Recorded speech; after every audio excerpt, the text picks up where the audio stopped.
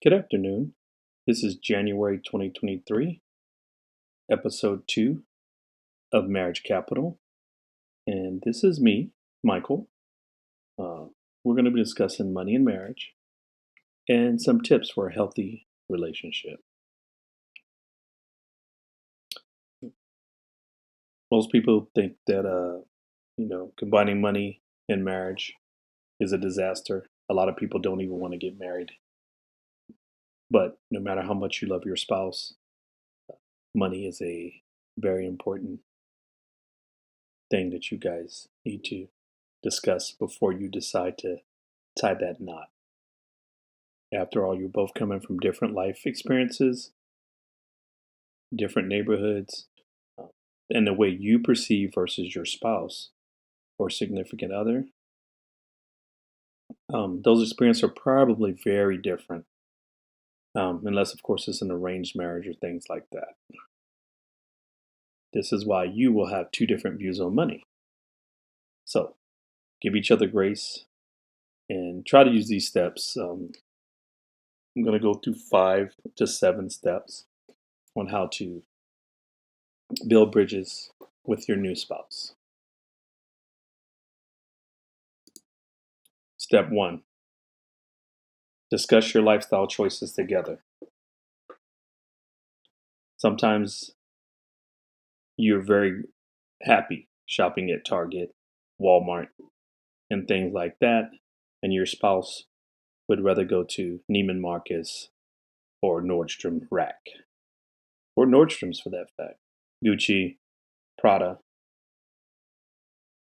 If your spouse loves to buy name brands and you don't have that expensive taste, you have to compromise.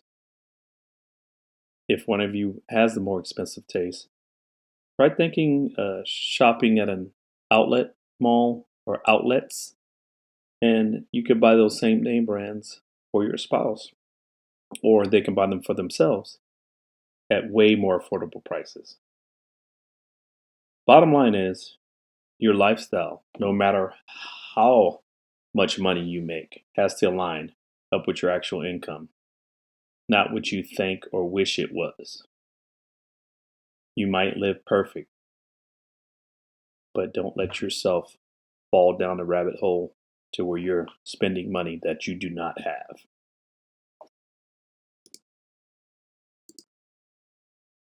Tip number 2, recognize your difference in personality.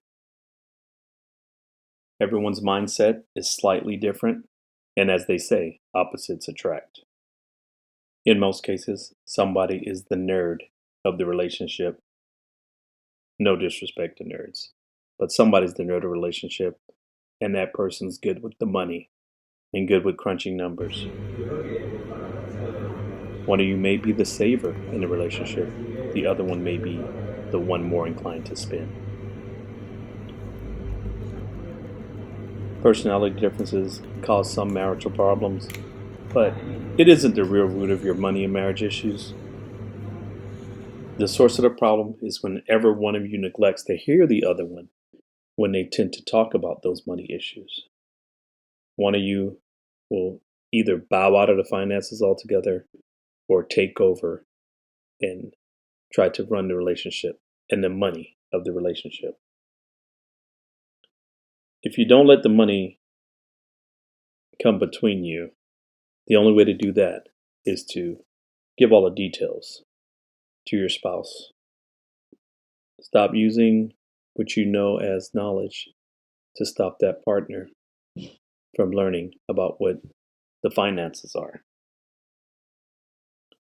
Don't just say, hey babe, this looks great, and you're mad as heck that you don't have any input in how money's being spent that month.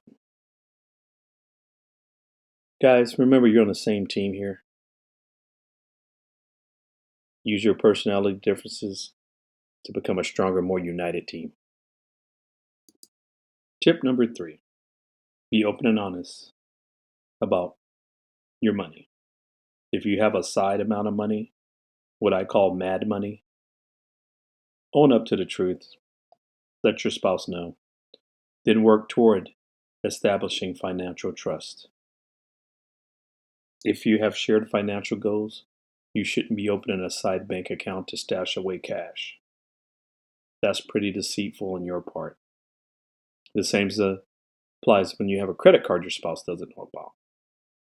Make sure that your partner, your spouse, your significant other is involved in all the financial goals and how you set your expectations and do it together.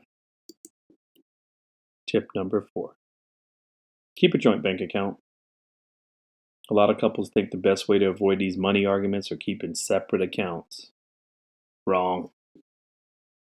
If his paycheck goes into one account and hers goes into another, they will each pay bills separately. How much money do we have left for the month? Well, I know how much I have. Do you know how much you have? That is not the conversation you want to have. Remember, it's no longer his and her, or his and his, or hers and hers. Two should become one.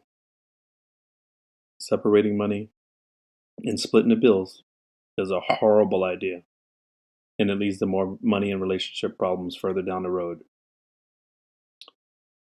Don't keep separate accounts. Try to put all your money together, look at it as a whole, and create a budget for the month.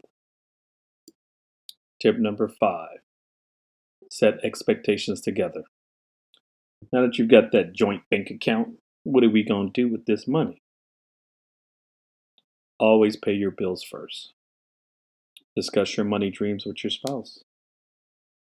Nothing in the books of marriage says you have to buy that first house together within the first year, 2 years, 3 years, or even 5 years. Nothing says you have to start a family at all. Sometimes hanging together is the best thing you can do till you figure it out. If those things aren't ready for you right now, or you're not ready for them, don't worry about it. First, get your money in order, and then you can make your dreams a reality. This is Michael from Marriage Capital. This is Money and Marriage, episode 2. See ya.